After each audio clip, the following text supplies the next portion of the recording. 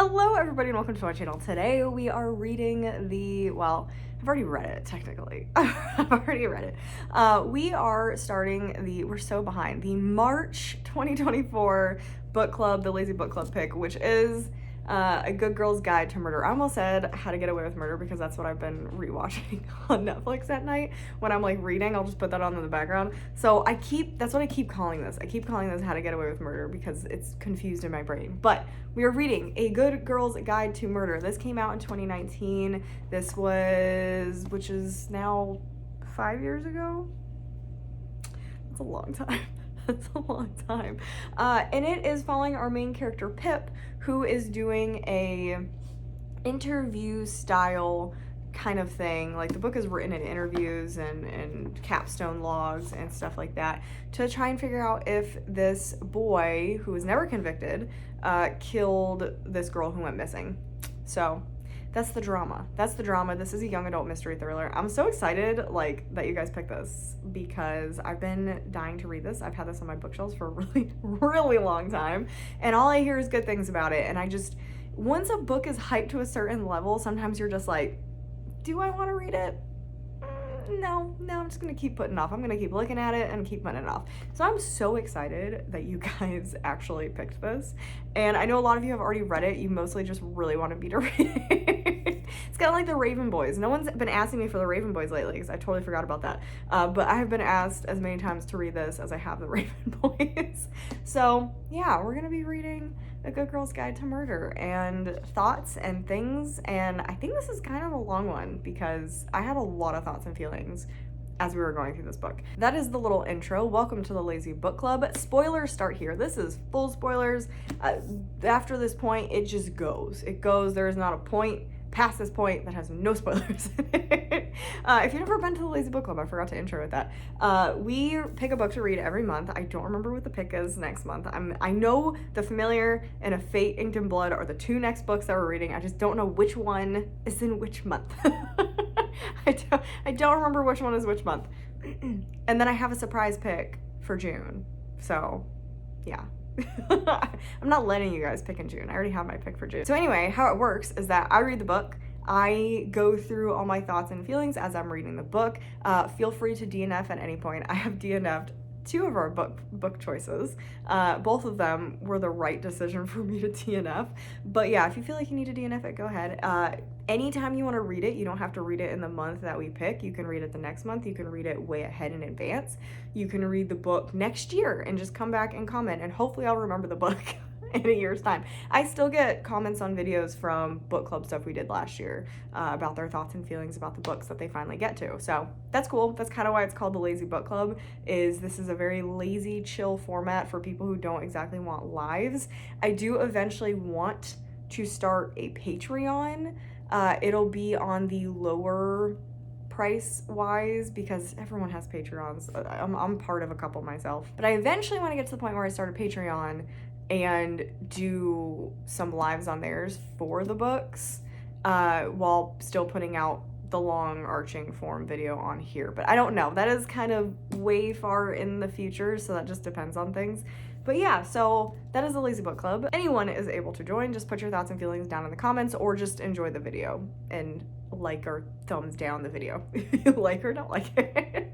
So anyway, let's get into the actual reading. Remember, it is spoilers from this point on, so if you haven't read the book, either continue on because you want spoilers or stop here and go read the book and come back. So that is all I have for you for the intro. Let's get into reading A Good Girl's Guide to Murder. I've got a nice little breakout going on my face, which is super fun, but we're here. This is what real life looks like.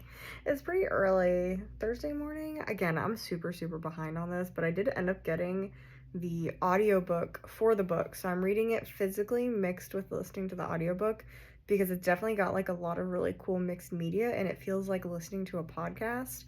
It's got a lot of the feel of like Serial, especially with like the subject matter, because it's just very similar, minus dead body has actually been found in the Serial case.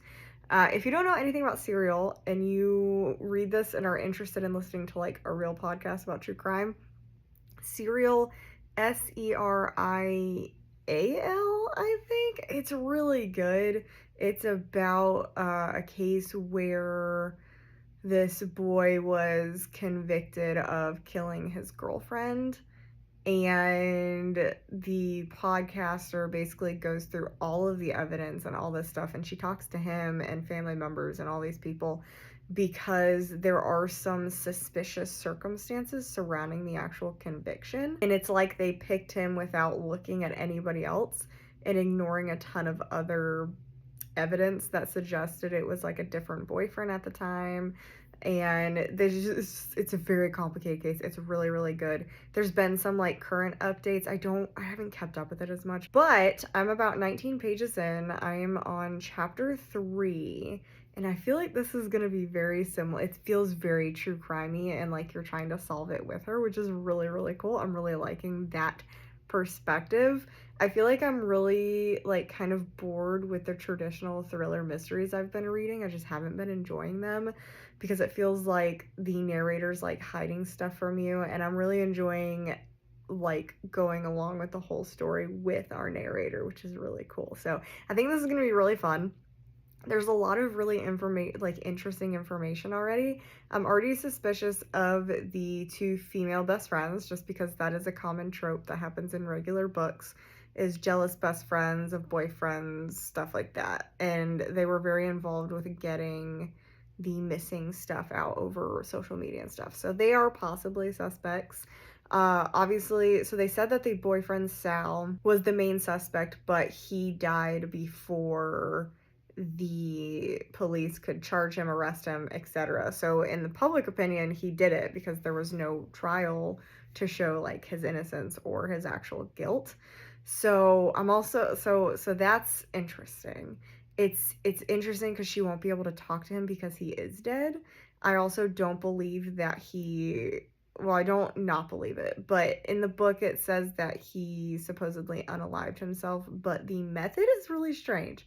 The method of pills is pretty normal, but with the bag over the head, that's weird. That's an odd one. So I am curious if that's not actually the case either, and he could have been murdered. The friends. So the friends said that he was there until 12:15, and then all of them the next day came out and said that he wasn't. I find that kind of suspicious because normally one friend cracks, or one or even two, but all three of them almost at the same time the next morning cracking and telling the police.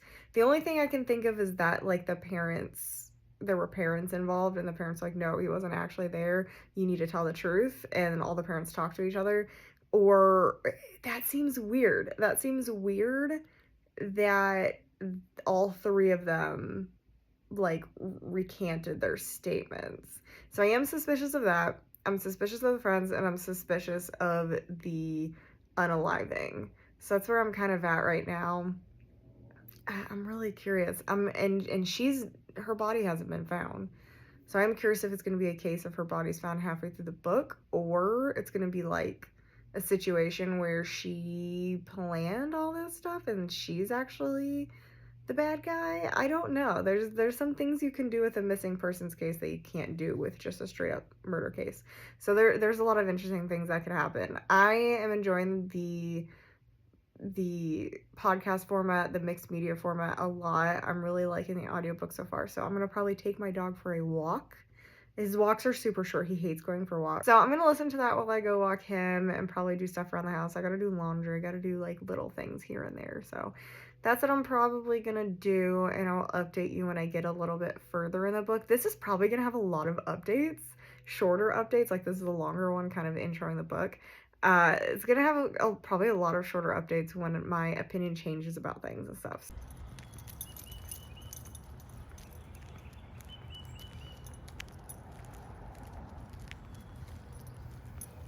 Okay, you're in the cabinet, so I don't know how good the sound is. It's kind of pointed up, so it's not the best angle.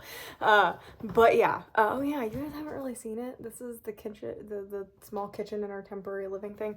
So I am in the middle of the interview with the younger brother, and I'm sure I'll have something at like the end of the interview as well, but I really wanted to update while I could remember this stuff, because I am like listening mostly on audiobook. I can make notes in here, but I don't know where any of my note stuff is. I think I packed all of it. So until I find that stuff, I probably need to go out and buy some, but I really don't feel like it because I have so much of it. I just need to find it in my packed away stuff. So I just wanted to update very quickly and make notes of two things before I forget. So yeah, she's interviewing the brother about around like that night and that weekend. And from that night, he said he had missed phone calls from the friends at 2 in the morning. So why? Like, that's suspicious. Like from Andy's friends, not his friends, Andy's friends. And he also told his brother and his parents the same thing, that he left the house at 12:15 and got home at 12:50, like the dad said. So they don't know why he would lie and leave earlier. So that also, again, leaves question marks about his friends and if they were telling the truth and he left early, or they lied for some reason or another. We also have been brought up the situation of Sal saying that Andy does things on purpose. So his immediate thought, apparently, at least what he told his brother, because that's the thing, everything from Sal to anybody else is going to be secondhand information. It's not going to be directly from Sal because he is dead. What the younger brother said about Sal is that apparently Sal said Andy does everything on purpose. So we've almost got like a setup of almost like a Gone Girl situation going on here. And he made it sound like out of revenge she would disappear. And again, we've got a Gone Girl situation going on here. And I'm wondering if she's made herself disappear because Sal was maybe dating one of her friends on the side. But then why did he end up dead? Because I still don't think he unalived himself. I think he was murdered, potentially. I don't know. There's a couple different things to go with that route as well. I do think that they're missing... Oh, they said that Sal called Andy's phone like 1,000 times. And of course, like, why would someone guilty do that, or why would someone who has their phone, because Andy's phone was found on Sal, which is one of the big like things that pointed to him probably having done it. And the brother and our main character were like, well, why would somebody who had the phone like call it constantly? It's like, because murderers can be smart. Like, that is not, there are cases where the murderer has called the person to make themselves not look suspicious. So that is a thing. So even though he called the phone, that doesn't mean anything. That definitely could just be him covering his tracks. So he could have still done it, because we've got a couple different like routes here. Is she's not dead and she just made herself disappear for some reason or another. The boyfriend did kill her. It could turn up at the end that Sal did actually kill her. It could be that she killed him and disappeared. I don't know why she would do that, though. That's not evident. But we are starting to get hints that she might have been more manipulative than we thought. But again, this is secondhand. Everything in here is going to be like unreliable because it's like secondhand or firsthand experiences. So everything the little brother is saying, we have to rely that Sal was telling him the truth about things and that he heard things from other people. I also find it interesting that Andy rarely ever hung out like at her house with Sal, which makes me think there may be some racial issues with the parents, because there's already some racial issues that have been brought up. I was wondering if that was going to be brought up because that was also a thing in the real serial case. Very similar things to this case. I don't know when this came out way after the actual murder, because the murders happened in like the 80s or the 90s. So, or the murder happened in the 80s or the 90s. So yeah, there's just some things, and there's clearly some racist tendencies in this book right now with the reporter that she contacted was extremely racist towards Indian people and probably just everybody in general except for white people. And it is possible, if Andy was not hanging out at her house, that either she's got a bad home life situation, which would be like, okay, that makes sense that she would want to disappear, or she or her parents are racist and she was worried about bringing Sal to her house. So there are a couple things there as well. And because it also could be Andy disappeared herself and Andy's dad or mom killed Sal. That could also be a thing. or the friends killed him. I don't know. There's a lot of ways that we can go around this. I'm only like, I'm not that far into this. I'm not that far in. I don't think I really care about the friend stuff. Like, we got a chapter where Pip is talking to her best friends, and unless they like really have to do with the story in some way, I don't really care. So that's like my big thing, is that's kind of bringing it down a little bit. I also found the interview with the reporter, like, oh my gosh, like you can tell like young adult versus adult, because a real reporter would have kept their cool and probably agreed with the bad reporter, with the racist reporter, to get more information out of them, because she immediately was like, you're wrong, you're a racist, you're all this stuff. And he deserved to be told that, but it made him clam up. So she didn't get any more information out of him that she could have. So that's kind of frustrating that she couldn't like keep her cool and get some information out of him. But I'm curious if that will become like an issue later. Like, he knows more than he's letting on, and she'll find some like stuff later on. So I don't know. Again, there's a lot of stuff going on. I said this was going to be a shorter update, but there's already just like a lot of factors going on, which I feel with the cover of this book, with all of like the red strings and stuff. So I'm enjoying it so far. I'm going to continue listening to the audiobook. My dog is eating. You can probably hear that, but I got to do laundry. And I just cleaned up the kitchen a little bit. So we're going to continue doing things like that today. See, I told you I'd be back in like 2 seconds. So I finished the interview with Ravi, and interesting things. Interesting things because we now have a connection between our main character and Sal. And that changes a lot.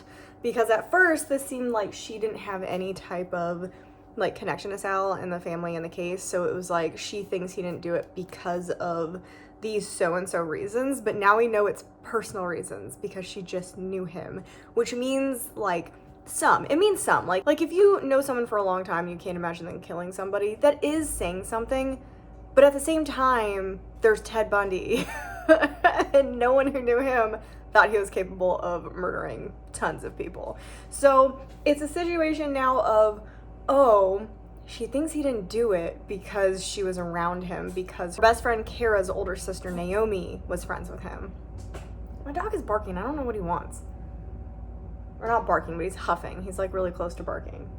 And he never does that. So I'm not sure what he wants. What do you want? Come here. Come here. So, yeah, I don't know what he wants. So, that definitely changes things because she thinks he's innocent, because she was around him as a kid a lot, and that changes a lot because it just doesn't mean enough. Like, it doesn't mean enough. It's not like she came up with his innocence because she was researching stuff like super early on and that's like her whole reasoning. No, most of her reasoning is because she knew him. So that changes things a lot. And Ravi thinks that Kara's older sister Naomi may have been interested in him. Naomi is not one of the two friends listed as Andy's friends. So that's interesting. So Naomi, God, he's heavy. Naomi may be some sort of link that we don't actually know about yet. So that could be interesting. Okay, I'm going to go hopefully read a chunk before I update. Say bye to camera. He might need to go back out again. I don't know. We were just out 2 seconds ago. Maybe he just wants to go back out again. Oh my God. Naomi is one of the friends who called and said that he left early. So now our main character is, God, I gotta remember her name. What is her name? Our main character is interviewing Naomi, who apparently, so again, Kara is her best friend. This is gonna be a problem. Naomi did something. Naomi did something. Oh no. Oh man. Yeah, now I'm thinking that Naomi's the one who actually killed Andy, actually. And then Sal may have unalived himself after that, blaming himself for what happened. I don't know. Oh man. Or he like witnessed it and didn't say anything and he couldn't live with it. I don't know. I'm now like, uh-oh. Because we've made a point already to say that our main character and Kara are like absolute best friends. So if she comes out and says Naomi did it, that's gonna ruin her friendship with her. And I feel like that's at some point going to happen. So they said that Naomi and Kara's mom died 7 years ago and the disappearance happened 5 years ago, and Naomi's kind of been a panicky mess.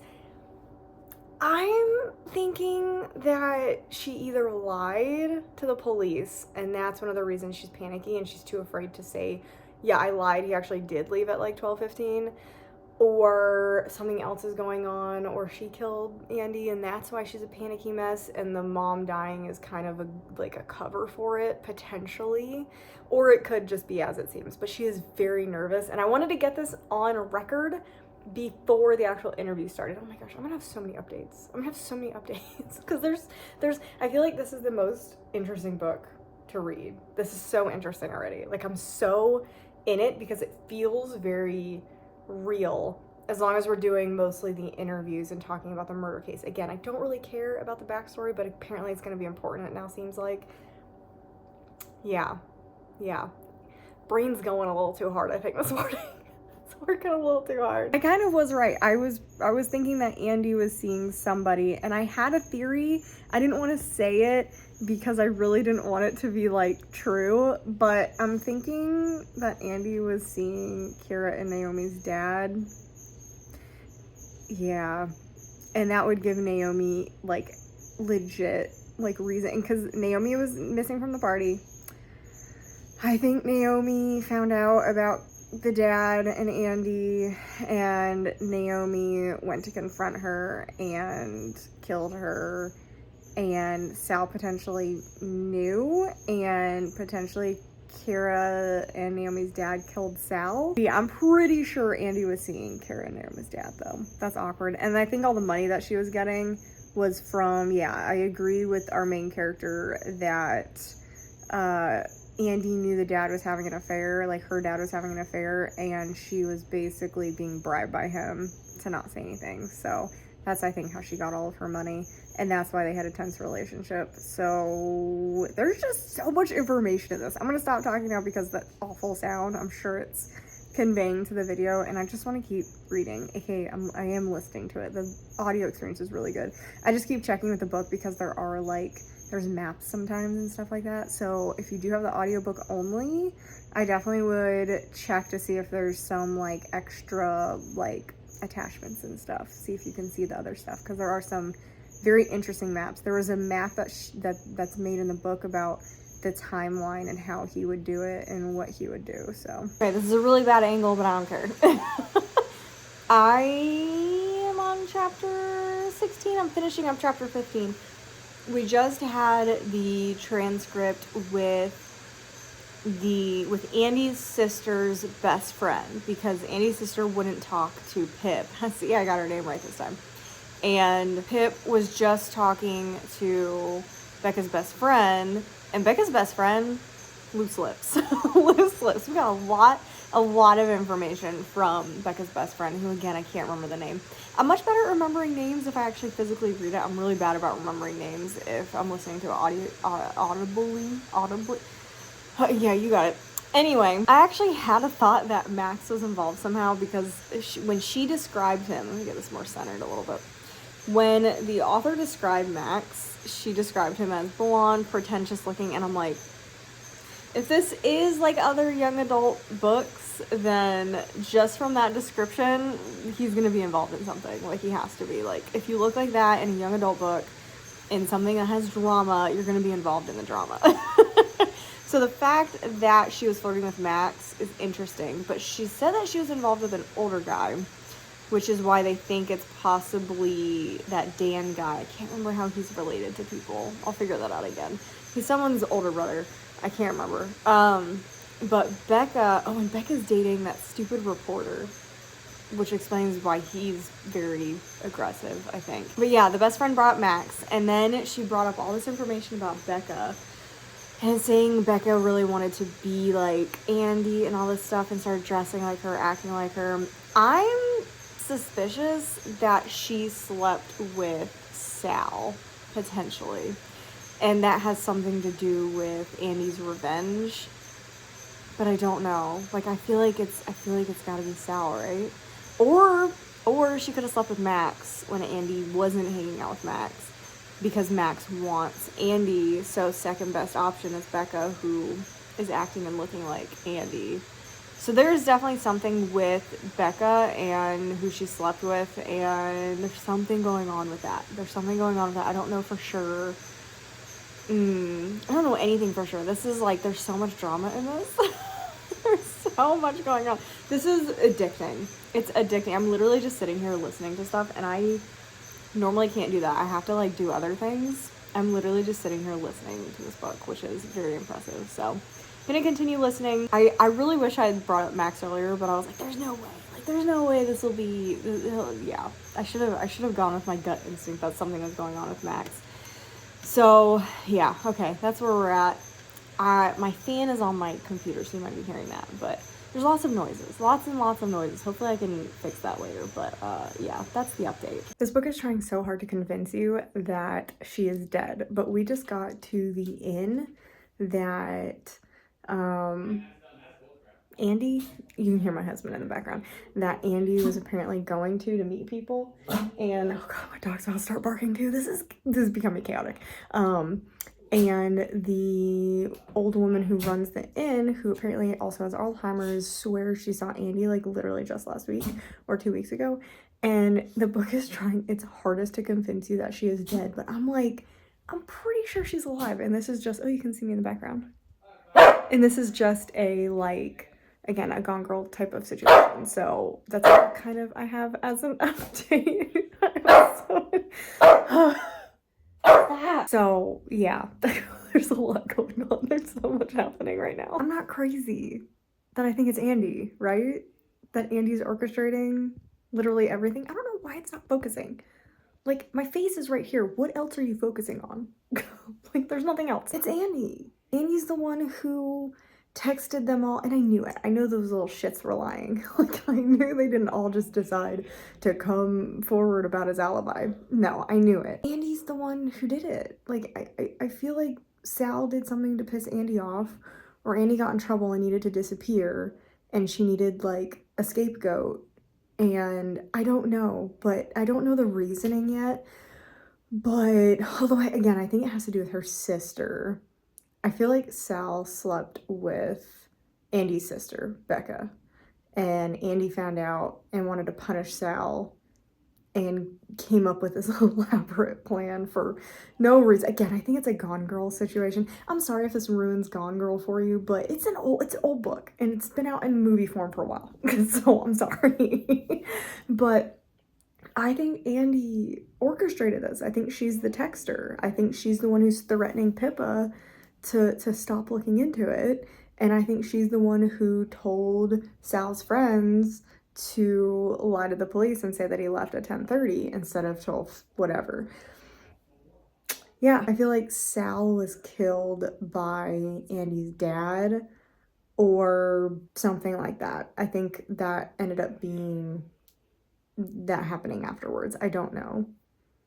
That's where I am right now. I think my personal theory is Andy is punishing Sal for sleeping with his sister because they weren't actively seeing each other. And yeah. And because of the drug stuff. And then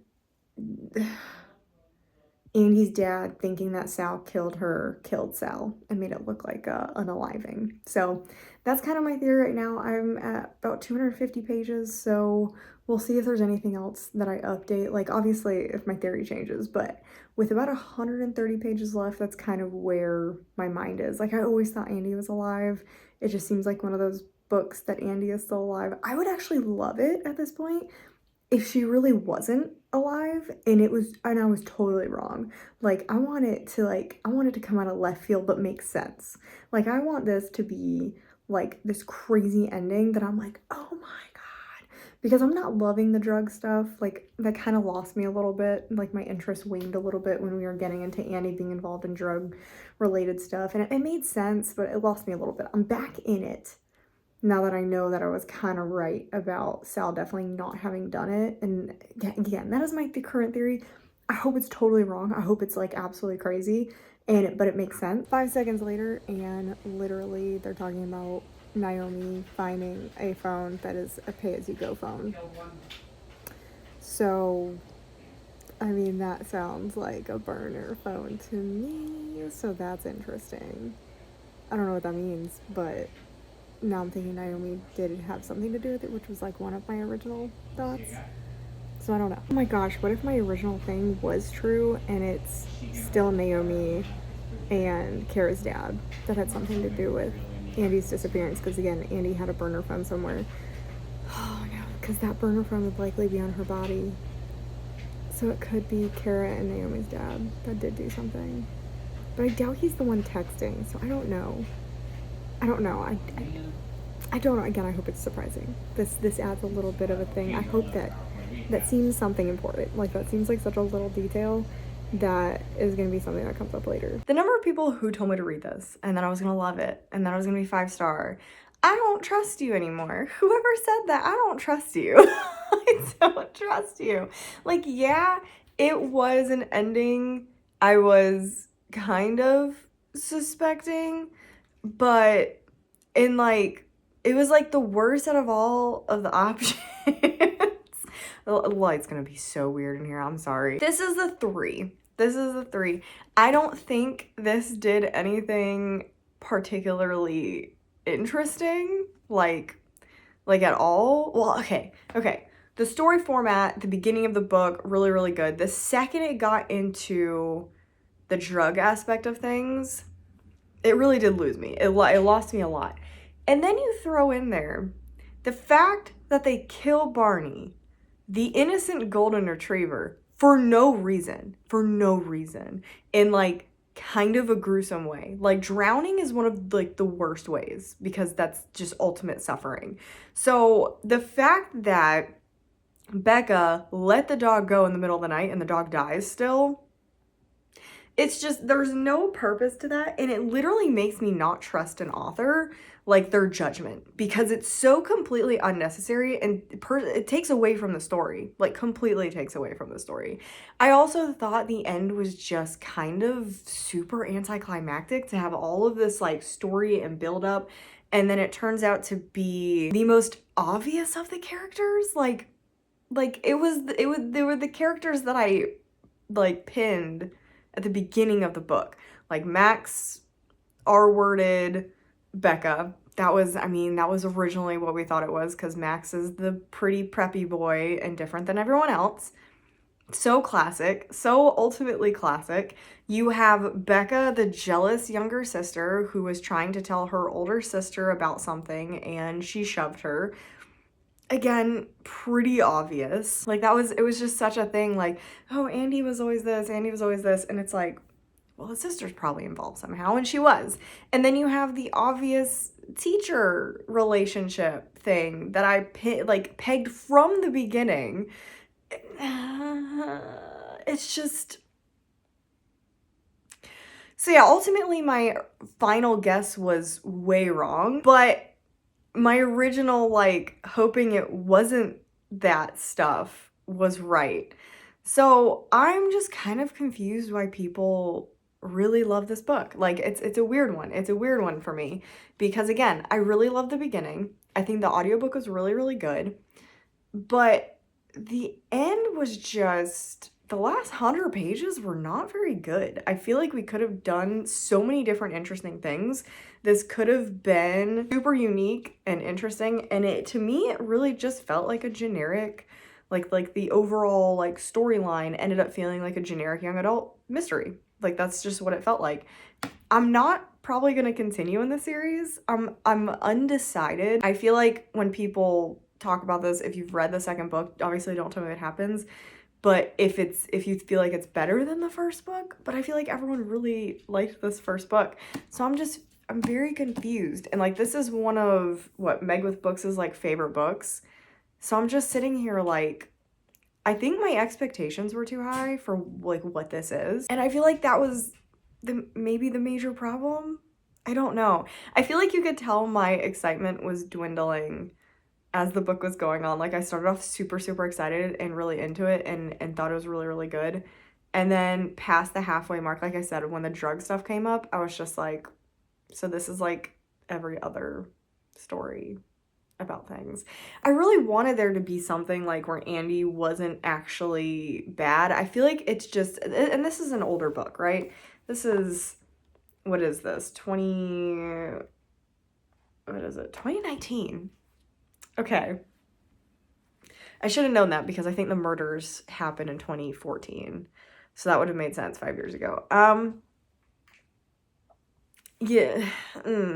This feels like a blame the girl trope kind of thing. Like all the women in this are frustrating and have done something bad, and the hero savior was the good boy who was dating the evil girlfriend. And that's what it felt like again.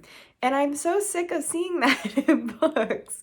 Like, I don't know. I really wanted it to be more complicated. I wanted Andy's character to be significantly more complicated. I would have been fine with the Gone Girl thing over this because at least Gone Girl is slightly more like interesting. I knew it, and I knew it was heading down that like rabbit hole once we found out that Andy was dealing drugs. I was like, there's the excuse to kill her. Like, there it is. She's doing other shady things probably. I just wanted there to be more depth with the characters. I thought that would be so interesting. I really almost wanted Sal to be the murderer. Like, I think that would have been an interesting twist. Or for a while, I was actually thinking Ravi was the killer, like jealous of the older brother kind of thing. That would have been an interesting twist. The fact that it was a combination of the teacher she was sleeping with and her jealous younger sister, that's just not it for me. That's not it for me. This is gonna be rough. This is gonna be rough because this is like a beloved young adult mystery thriller book, and I don't get the hype on it. I think it's fine, but again, it was probably 3.54-ish if they hadn't killed the dog. The dog, I know a lot of people are gonna be like, why are you fixating on the dog? The dog death was just, to me, it was a cheap shot. It was a cheap shot. There are ways that you can do dog deaths in books they're always bad. To me, they're always bad. Pet deaths are always bad. Cats included. I'm not a cat person, but cats are included. Anytime you kill a pet in a book, you better have a damn good reason for doing it. And this was not it. This felt like a cheap shot towards the reader, and it was wholly unnecessary. The dog could have been released and came home with like a threatening note attached to the collar or something along those lines. It was so unnecessary it was done so that you thought that it was like an older adult, a guy who killed the dog, and that's why you could believe that Naomi and Kara's dad killed the dog. But like, he was kind of much more gentle than even Becca was. So I didn't believe that he killed the dog. Like, the second they were like, oh, it was him, and I was like, he probably didn't kill the dog. Like, I just couldn't see that. So to me, it was just completely useless to have that in there. I'm trying to think of what else to talk about, because I mean, there's plenty to talk about. I did talk about a lot of it while we were going on. Max being the obvious bad guy was annoying. I love that there was a weird kind of homage to I Know What You Did Last Summer in here. I thought that was kind of strange that was going on. I do think it was an interesting thing that the way that they were able to do the blackmail was that the dad was reading the diary of Naomi. I was like, okay, that actually makes a lot of sense. That's pretty good. Again, it's just something we've seen before. Like, it's just something we've seen before. And I really was expecting this to blow my mind by the way people were talking about it. And it didn't. It didn't. Like, I don't know. I just really wanted something crazy to happen at the end. And I feel like it wrapped up super fast. Like, we find out that it's Naomi and Kara's dad, and then he just confesses to everything. Like, he's just like, okay, here's everything. And he has a random girl kidnapped upstairs, which I thought was also kind of weird. Interesting. That it was an interesting kind of plot twist, but weird. And then we immediately go to Becca having done it. Yeah, weird. My favorite part was when she figured out that Sal didn't do it using like the picture. I love that part. I absolutely love the part where, yeah, she found out from the photograph, she could see the time on Naomi's phone and the reflection of Sal's t-shirt and like who was taking the picture. I thought that was really neat. I do think it was a stretch that not a random person was like taking the picture. Like one of their other random friends could have been taking the picture. It didn't have to be Sal, but I do think it was interesting that that was done that way. But otherwise, it kind of just followed what I expect from this. I feel like maybe if I read this when I was younger, like if this came out in like 2014, 2015, this would have been like, oh my gosh, this is amazing. Like I feel like then I would have really understood the hype. To be having come out in 2019, it's okay. Like it's very 2014 mystery thriller young adult. I think it's just follows too close to what I've seen before, and that's pretty much where I'm at. I'm gonna stop continuing to harp on it because I feel like I am just harping on the same thing over and over again when I basically just think it was okay. Like it was just an okay book. I don't think there's any like things left untalked about really. Like I feel like we talked about everything over the course of the video. I don't think there's any cliffhangers. This definitely can be read as a standalone if you want to read it as a standalone, which I'm in the camp of I'm probably reading it as a standalone. I've heard mixed things about the third book. I've heard the second book is good. I've heard mixed things about the third book. So I'll probably just leave it at this one. If you've read the other two and you think they are worth reading, I may consider it. But yeah, just let me know what you think about books 2 and 3. Yeah. Weird one. Weird one. Again, wish they hadn't killed the dog. That's my big takeaway from this. I don't care if you judge me. They shouldn't have done that. They shouldn't have done that. Anyway, that is everything I have for you today. Book club for April. I don't remember what the book is. I can't remember if it's The Familiar or A Fate Inked in Blood. I'll put it down below. I'll put it right here. I can't remember which month is which. But I will put it down below. I just haven't done an announcement video yet. I'm because I don't have my computer, we're transitioning, we're in a different house. It's just everything's a mess. Everything is a mess. I was impressed that I could put this together, to be honest. And it's gonna take me all day to actually edit this because I hate the editing software on this other computer. It is really annoying. And I have to email myself all of the files because it won't airdrop, because that's how I normally do it, is I film on my phone and then I airdrop it to my Mac. But it won't let me do that, so I have to email each individual stupid file, and I have like a million files because of this. So that's actually my fault. I should have not done that the way that I did, but it's how my brain was working at the time. So anyway, hope you guys enjoyed the video. I hope you guys enjoyed this book way more than I did. I know most of you probably have already actually read this. So I'm curious, when did you guys read this? What did you think at the time? Did you reread it? What did you think upon a reread if you reread it? What did you think about the twist? Is there anything you wish that had actually happened instead? Yeah, just kind of all the normal things. Just talk me through your thoughts with this book. And yeah, that's everything I have for you today. I hope you guys enjoyed the video, and I'll see you in the next one.